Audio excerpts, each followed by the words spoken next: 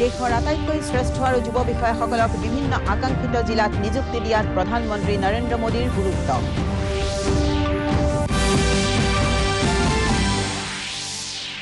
চলিত বছৰটোৰ বাবে অগ্নিপথ নিযুক্তি আঁচনিত যোগদানৰ ঊৰ্ধ্বতম বয়স 21ৰ পৰা 23লৈ বৃদ্ধি কৰিবলৈ কেন্দ্ৰীয় চৰকাৰৰ সিদ্ধান্ত। আৰু ৰাজ্যৰ বান পৰিস্থিতিৰ অধিক অৱনতি 25খন জিলাৰ প্ৰায় 11,09,000 লোক শেহতীয়া বানত ক্ষতিগ্ৰস্ত। নমস্কাৰ, পুৱাৰ বাতৰিলৈ স্বাগতম জনাইছো।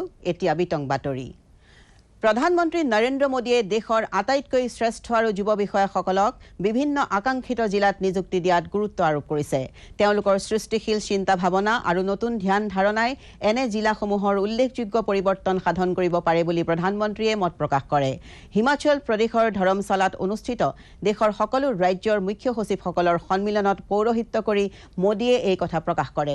সন্মিলনস্থলীলৈ যোৱাৰ পথত প্ৰধানমন্ত্ৰীয়ে দলীয় নেতা কৰ্মীৰ এটা পথ শোভাযাত্ৰাতো অংশগ্ৰহণ কৰে। মুখ্য সচিবসকলৰ ৰাষ্ট্ৰীয় সন্মিলনত নগৰ প্ৰশাসন, শস্য বিভিন্নতা, ৰাষ্ট্ৰীয় শিক্ষানীতি আৰু কৃষিজাত সামগ্ৰীৰ আত্মনিৰ্ভৰতা আদি বিষয়ত আলোচনা কৰা হয়।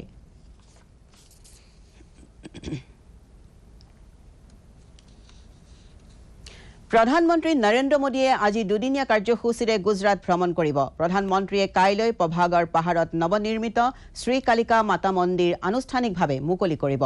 উল্লেখযোগ্য যে অঞ্চলটোৰ আটাইতকৈ পুৰণি এই মন্দিৰটোত যথেষ্ট সংখ্যক তীৰ্থযাত্ৰীৰ সমাগম হয়। প্ৰধানমন্ত্ৰী মোদীয়ে 21,000 কোটি টকাৰ কেইবাটাও প্ৰকল্প উদ্বোধন কৰাৰ লগতে আন কেইবাটাও প্ৰকল্পৰ আধাৰশিলাও স্থাপন কৰিব। তেওঁ ভদোদৰাত গুজৰাট গৌৰৱ অভিযান কাৰ্যসূচীতো অংশগ্ৰহণ কৰিব। প্ৰধানমন্ত্ৰীয়ে 16,000 কোটি টকাৰ বিভিন্ন ৰেল প্ৰকল্প উদ্বোধন কৰাৰ লগতে কেইবাটাও প্ৰকল্পৰ আধাৰশিলা স্থাপন কৰিব। তদুপৰি তেওঁ গুজৰাটৰ ডাভৈ তালুকৰ কুন্ধেলা গাঁৱত গুজৰাট কেন্দ্ৰীয় বিশ্ববিদ্যালয়ৰ আধাৰশিলাও স্থাপন কৰিব।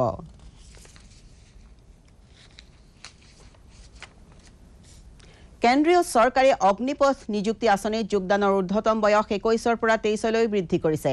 প্ৰতিৰক্ষা মন্ত্ৰণালয়ে কালি সদৰি কৰা মতে এই ঊৰ্ধ্বসীমা কেৱল 2022 চনৰ বাবেহে প্ৰযোজ্য হ'ব। কেন্দ্ৰীয় সশস্ত্ৰ আৰক্ষী বাহিনী আৰু ৰাজ্যিক আৰক্ষীত নিযুক্তিৰ ক্ষেত্ৰত অগ্নিবীৰসকলক অগ্ৰাধিকাৰ দিয়া হ'ব বুলিও চৰকাৰে প্ৰকাশ কৰিছে। উল্লেখযোগ্য যে কেন্দ্ৰীয় কেবিনেটে মঙলবাৰে অগ্নিপথ আঁচনিত অনুমোদন জনায় আৰু এই আঁচনিৰ অধীনত সেনাবাহিনীত সেৱা আগবঢ়োৱা যুৱ প্ৰতিনিধিসকলক অগ্নিবীৰ নাম দিয়া হ'ব বুলি ঘোষণা কৰা হৈছিল।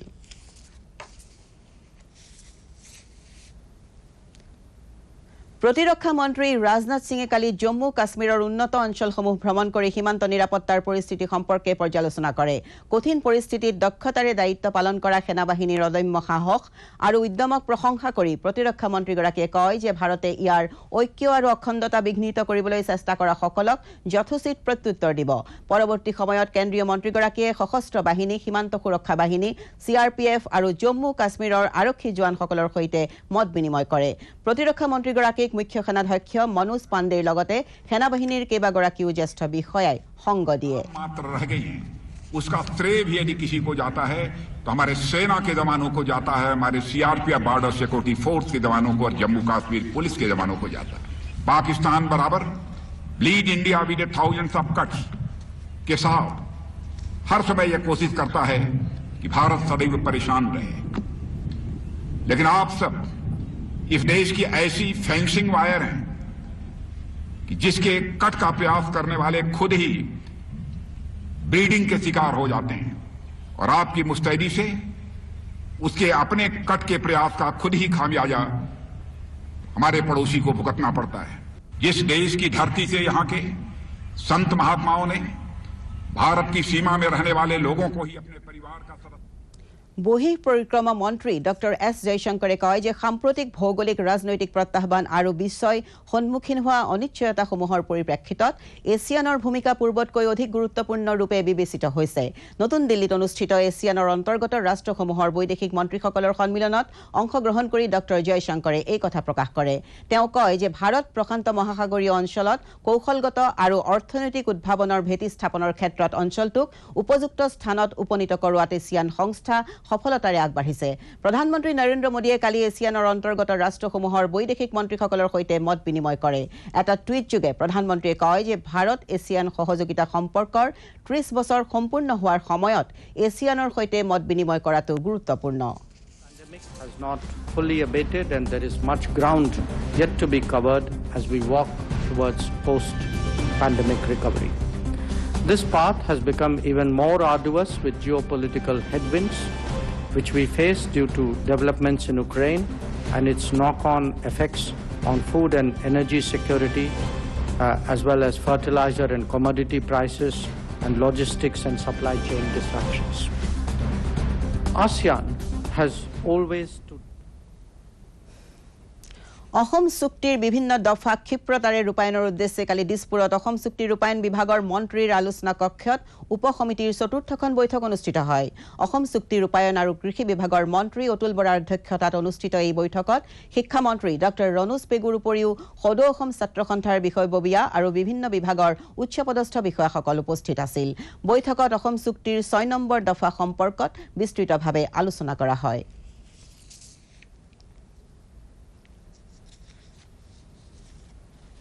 যোৱা কেইবাদিনো ধৰি দি থকা নেৰানেপেৰা বৰষুণৰ ফলত ৰাজ্যৰ বান পৰিস্থিতিৰ অধিক অৱনতি ঘটিছে শেহতীয়া তথ্য অনুসৰি 25খন জিলাৰ 11,09,000তকৈও অধিক লোক বানত আক্ৰান্ত হৈছে কালিৰ দিনটোত 4জনকৈ লোকৰ বানত মৃত্যু ঘটে গুৱাহাটী মহানগৰীৰ কেইবাটাও অঞ্চল এতিয়াও প্লাবিত হৈ আছে আনহাতে অহা 2 এদিনতো বৰষুণ অব্যাহত থাকিব বুলি বতৰ বিজ্ঞান কেন্দ্ৰই আগজাননী দিছে ইয়াৰ পৰিপ্ৰেক্ষিতত কামৰূপ মহানগৰ জিলাৰ সকলো শিক্ষানুষ্ঠান আজিও বন্ধ ৰাখিবলৈ কৰ্তৃপক্ষই পৰামৰ্শ দিছে আনহাতে শেহতীয়া বানে দৰং জিলাৰো ব্যাপক ক্ষতি সাধন কৰিছে কালি নিশাৰে পৰা 15 নম্বৰ ৰাষ্ট্ৰীয় ঘাইপথেৰে যাতায়াত বন্ধ কৰা হৈছে জিলা প্ৰশাসনে পৰিস্থিতিৰ প্ৰতি চোকা নজৰ ৰাখিছে প্ৰশাসনৰ তৰফৰ পৰা আপোনাৰ নিৰ্দেশ দিলে আৰু সেইমতে আমি এতিয়া 15 নম্বৰ ৰাষ্ট্ৰীয় ঘাইপথ সম্পূৰ্ণৰূপে বন্ধ কৰি দিয়া হৈছে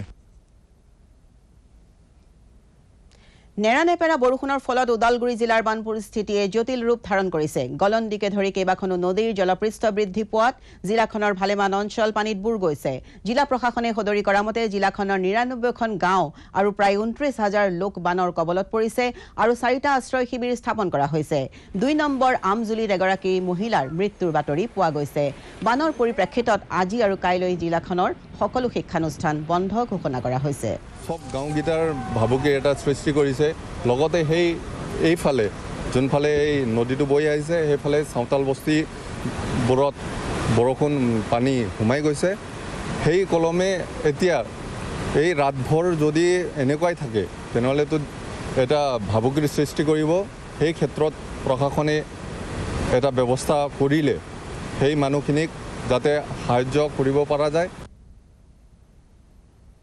জলসম্পদ বিভাগৰ মন্ত্ৰী পীযুষ হাজৰিকাই কালি মৰিগাঁও জিলাৰ বেলগুৰি আৰু পাত্ৰবৰীত কলং নৈৰ মথাউৰি পৰিদৰ্শন কৰে মন্ত্ৰীগৰাকীয়ে মথাউৰিৰ প্ৰায় 100 মিটাৰ অংশৰ দুটা স্থানত জাম্বো বেগৰ জৰিয়তে মেৰামতিৰ তৎকালীন ব্যৱস্থা কৰিবলৈ বিভাগীয় বিষয়াসকলক নিৰ্দেশ দিয়ে মন্ত্ৰী হাজৰিকাই লগতে কয় যে কেইবাদিনো ধৰি নেৰানেপেৰাকৈ হোৱা বৰষুণৰ বাবে গুৱাহাটী মহানগৰীত কৃত্ৰিম বানপানীৰ সৃষ্টি হৈছে মই কষ্টটো আছো কিন্তু মই ৰাইজৰ কাৰণে কৰিবলৈকে চেষ্টা কৰিছো কিন্তু তাৰ পৰা কালিৰ পৰা কি হৈছে তাতে দিয়া 10টা মান জায়গা মই কি কৰিব পাৰিছো কাম কৰিবলৈ মানুহ পঠাব পাৰিছো বা আমাৰ টিমক এক্টিভ হ'বলৈকে ক'ব পাৰিছো এই চেষ্টা কৰিছো 24/7 মই চেষ্টা কৰিছো যোৱাবাৰো মই চেষ্টা কৰিছো এবাৰো চেষ্টা কৰিছো এতিয়ালৈকে মইতো ভগৱানৰ ওচৰত প্ৰাৰ্থনা জনাও ধন্যবাদো জনাও আমাৰ অসমত বানপানী হ'লে ক'ত দেখা যায় অকল বানপানী ধেমাজি দেখা পায় এতিয়ালৈকে ধেমাজিত বানপানী হোৱা নাই আমাৰ মৰিগাঁও জিলাৰ লাহৰি ঘাটত ভোৰা গাঁৱত মোৰ সমষ্টিৰ মায়ঙত পবিতৰাত বানপানী এবাৰ হোৱা নাই যোৱাবাৰ আমি বহুত কাম কৰিলোঁ দেশৰ ডোনাৰ মন্ত্ৰণালয়ৰ দ্বাৰা ইণ্ডিয়ান চেম্বাৰ অৱ কমাৰ্চৰ উদ্যোগত কালি গুৱাহাটীৰ গণেশগুৰিত অৱস্থিত নেটফি হাউচত উত্তৰ পূৰ্বাঞ্চলৰ জনসাধাৰণৰ জীৱিকাৰ ক্ষেত্ৰত উদ্যোগিক উন্নয়ন শীৰ্ষক এখন আলোচনা চক্ৰ অনুষ্ঠিত হয় আলোচনা চক্ৰত উত্তৰ পূবত উৎপাদিত সামগ্ৰীসমূহৰ জৰিয়তে স্থানীয় লোকসকল অৰ্থনৈতিকভাৱে স্বাৱলম্বী হোৱাৰ সম্ভাৱনীয়তাৰ বিষয়ে আলোচনা কৰা হয় তদুপৰি উত্তৰ পূবৰ ৰাজ্যসমূহত বিশেষভাৱে উৎপাদিত ফল চাহপাত ৰবৰ আদিৰ বাণিজ্যিক ভিত্তিত উৎপাদন তথা উদ্যোগিকীকৰণে নিবনুৱা সমস্যা সমাধানত সহায় কৰিব বুলি মত প্ৰকাশ কৰাৰ লগতে প্ৰাকৃতিক ভাৰসাম্য বৰ্তাই ৰাখি উদ্যোগিকীকৰণত গুৰুত্ব দিয়া হয় আৰু ICC Indian chamber of commerce একলগ হৈ এই প্ৰগ্ৰামটো আজি অৰ্গেনাইজ কৰা হৈছে।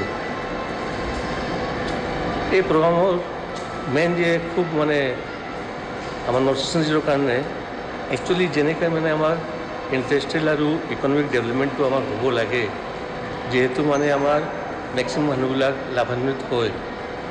মেক্সিমাম মানুহ যদি মই ক'বলৈ যাওঁ যি আমাৰ মানে একদম স্মল স্কেল মাইক্ৰ' স্কেল যি কওঁ আমি, সেই স্কেলৰ যে মানুহ মেক্সিমাম যদি ইয়াতে কভাৰেজ কৰা যায় এই ডেভেলপমেণ্ট প্ৰচেছত, তো ডেফিনেটলি চবৰ লাইভলিহুডটো বাঢ়িব, এমপ্লয়মেণ্টটো যি আছে বাঢ়িব, আৰু এটা আমাৰ নৰ্থ ইষ্টৰ কাৰণে খুব ভাল হ'ব এইটো। কেন্দ্ৰৰ নৰেন্দ্ৰ মোদী চৰকাৰৰ 8 বছৰ পূৰ্তি উপলক্ষে বিজেপিৰ তিনিচুকীয়া জিলা সমিতিৰ উদ্যোগত কালি তিনিচুকীয়া মানৱ কল্যাণ ভৱনত সেৱা সুশাসন আৰু গৰীব কল্যাণ পৰ্ব হিতাধিকাৰী সন্মিলন অনুষ্ঠিত হয়। এই সন্মিলনত কেন্দ্ৰীয় বন্দৰ জাহাজ জলপথ আৰু আয়ুষ দপ্তৰৰ মন্ত্ৰী সৰ্বানন্দ সোণোৱালে অংশগ্ৰহণ কৰে। জিলাখনৰ বিভিন্ন প্ৰান্তৰ ভালেসংখ্যক হিতাধিকাৰীয়ে অংশগ্ৰহণ কৰা এই সন্মিলনত ৰাজ্যৰ শ্ৰম মন্ত্ৰী সঞ্জয় কিষাণৰ উপৰিও বিজেপিৰ দলীয় কৰ্মীসকল উপস্থিত আছিল।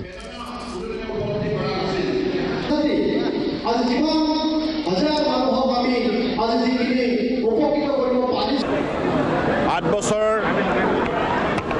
মাননীয় নৰেন্দ্ৰ মোদী ডাঙৰীয়াৰ নেতৃত্বত যি বিজেপি চৰকাৰ দিল্লীত পৰিচালিত হ'ল, এই 8 বছৰত যিবিলাক উল্লেখযোগ্য আঁচনি হাতত লৈ আজি ভাৰতবৰ্ষৰ প্ৰতিগৰাকী সমাজৰ আটাইতকৈ দৰিদ্ৰ দুৰ্বল মানুহক যেনেধৰণে মৰ্যাদা সহকাৰে বিভিন্ন আঁচনিৰ যোগেদি সামাজিক ন্যায় প্ৰদান কৰিলে, ঘৰ, ইলেক্ট্ৰিচিটি, গেছ, অন্ন আৰু বিভিন্ন আঁচনিৰ যোগেদি লোন ইত্যাদি ইত্যাদিৰ যোগেদি অৰ্থনৈতিকভাৱে সবল কৰাৰ উপৰিও সামাজিক ন্যায় প্ৰদান কৰি মৰ্যাদা সহকাৰে সন্মান সহকাৰে জীয়াই থকাৰ যি সুযোগ প্ৰদান কৰিলে মাননীয় মোদী ডাঙৰীয়াই, এই সফলতাৰ বাবে আজি ভাৰতবৰ্ষৰ 135 কোটি জনগণে নৰেন্দ্ৰ মোদী ডাঙৰীয়াক আন্তৰিকতাৰে তেখেতসকলে কৃতজ্ঞতা জ্ঞাপন কৰিছে, ইয়াৰ উপৰিও আশীৰ্বাদো দিছে।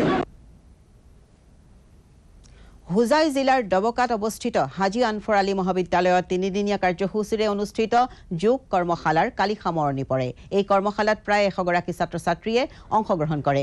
উল্লেখযোগ্য যে অহা 21 জুনত উদযাপন কৰিবলগীয়া আন্তঃৰাষ্ট্ৰীয় যোগ দিৱস উপলক্ষে এই কাৰ্যসূচীৰ আয়োজন কৰা হয়।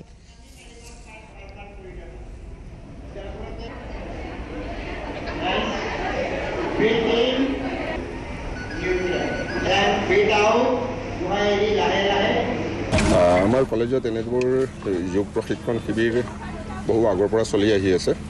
আমি ল'ৰা ছোৱালীখিনিক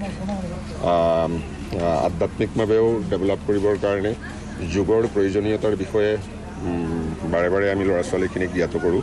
আজিও তেনেকুৱা আমি গুৱাহাটীৰ পৰা এগৰাকী যোগাচাৰ্য শুভাশিষ দেৱক আমন্ত্ৰণ কৰি আনি ল'ৰা ছোৱালীখিনিক যোগৰ প্ৰয়োজনীয়তাৰ বিষয়ে আৰু তেওঁলোকক যোগ প্ৰশিক্ষণ দিবৰ বাবে এই প্ৰগ্ৰামটোৰ আয়োজন কৰিছোঁ। গতিকে আমি এনেকৈ যদি কৰি থাকোঁ, কিবা এটা কাম এৰি দিয়াতকৈ কৰি থাকিলে হয়তো এটা সময়ত আমাৰ এই যুৱ প্ৰজন্ম বা আমাৰ ছাত্ৰ ছাত্ৰীৰ আজি আমি দেখা পাইছোঁ যে শৰীৰ চৰ্চাৰ ওপৰত আমাৰ ল'ৰা ছোৱালী ইমান গুৰুত্ব দিয়া নাই, মোবাইলৰ ওপৰত বেছি গুৰুত্ব জেনেৰেলি আমি দেখা পাওঁ।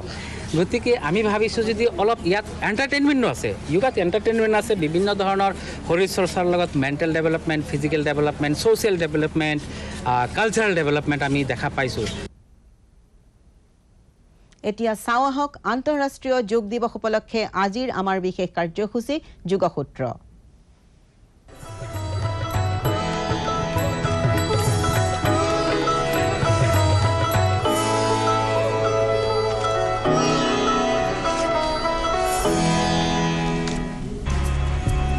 नमस्ते, मैं हूँ आचार्य प्रतिष्ठा। अपने जीवन में बैलेंस कौन नहीं चाहता?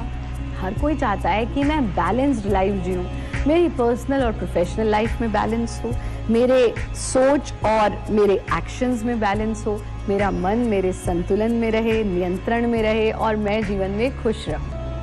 पर हम जीवन में बहुत डिसबैलेंस हो जाते हैं, जिस वजह से बीमारियां तो होती हैं, मन अशांत रहने लगता है और जीवन में अनेकानेक और समस्याएं हो जाती हैं। पर अगर आप नियमित रूप से योग साधना करते हैं, योगाभ्यास करते हैं, श्वास को नियंत्रित करते हैं, तन को नियंत्रित करते हैं, मन को नियंत्रित करते हैं, तो आप अपने जीवन के हर फेज में बेस्ट बन सकते हैं, क्योंकि योग एक ऐसा विज्ञान है जो आपके जीवन के हर पहलू को छूता है, physical, mental, emotional, social, intellectual, financial and even spiritual. लेकिन हमें उस बैलेंस को प्राप्त करने के लिए थोड़ी सी साधना करनी पड़ेगी। अगर आप भी अपने जीवन में बैलेंस ढूंढ रहे हैं तो आप करिए तोलांगुल आसन का अभ्यास। तोलांगुल आसन आप एक बैलेंसिंग पोज है जो आपके जीवन को भी बैलेंस्ड कर देता है। कैसे करना है तोलांगुल आसन का अभ्यास? हम इस प्रकार से पैरों को सामने फैला करके बैठ जाते हैं और फिर यहाँ से हम पद्मासन लगा लेते हैं। पद्मासन में बैठना, कमर को सीधा रखते हो। अब जो लोग पद्मासन नहीं लगा सकते वो अर्ध पद्मासन में भी इसका अभ्यास कर सकते हैं। इस स्थिति में आना और फिर अपनी कोहनियों का सहारा लेते हुए धीरे धीरे पीछे की तरफ जाना। कैसे? सबसे पहले हथेलियों को साइड में टिकाएंगे, फिर अपनी कोहनियों को साइड में टिकाएंगे और कोहनियां जमीन पर ही रहेंगी। घुटने उठा दिए हमने। इस तरह से अपने थाइस पर हथेली को टिकाना, गर्दन को सीधा कर देना, ऊपर की ओर देखना और इस स्थिति में आंखों को बंद कर देना। यथा सामर्थ्य तोलांगुल आसन में रुकना और फिर से अपनी हथेलियों का सहारा लेते हुए आसन में वापस आ जाना। इसी के साथ साथ जो दूसरा अभ्यास आप लेंगे वो है गुप्त पद्मासन का अभ्यास। गुप्त पद्मासन आप नाम से ही समझ गए होंगे, पद्मासन जो कि गुप्त है, जो कि नजर नहीं आता है। तो इसका अभ्यास हम कैसे करेंगे? इसके लिए भी हम पद्मासन लगा लेंगे ऐसे और फिर यहां से अपनी हथेलियों को जमीन पर टिकाएंगे और फिर अपने शरीर को उठा लेंगे, यानी इस स्थिति में आना और यहां से ऐसे, और यहां आने के बाद और थोड़ा सा आप समझिए इसको, यानी कि हमने सीने को जमीन पर लगा दिया, पूरी तरह से लेट गए। अब ये जो पद्मासन ये गुप्त हो गया, ये नजर नहीं आ रहा, और हाथों को पीछे की तरफ से ले जाकर नमस्ते की स्थिति में ले आना। यथा सामर्थ्य स्थिति में रुकना और फिर अपने हाथों को वापस लाना, अपनी हथेलियों का सहारा लेते हुए सीने को उठाना और वापस पद्मासन में आ जाना। पैरों को खोल देना और कैसे रिलैक्स होंगे? पैरों को सामने फैला देंगे, हाथों को पीछे टिका देंगे, शरीर को ढीला छोड़ देंगे। प्रयत्न शैथिल्यम, एब्सोल्यूट रिलैक्सेशन। ये दो अभ्यास आप नियमित रूप से करें, आप देखेंगे कि आपका तन तो संतुलित होगा ही होगा, मन भी संतुलित होगा, जीवन भी संतुलित होता जाएगा और आप एक संतुलित जीवन जिएंगे। हमारा कार्यक्रम देखते रहें, मस्त रहें, व्यस्त रहें, स्वस्थ रहें, किसी परेशानी से नहीं त्रस्त रहें। गुवाहाटी दूरदर्शन केन्द्ৰৰ বাতৰি আৰু অন্যান্য অনুষ্ঠানসমূহ আমাৰ ইউটিউব চেনেল DD নিউজ গুৱাহাটীৰ যোগেদিও চাব পাৰিব।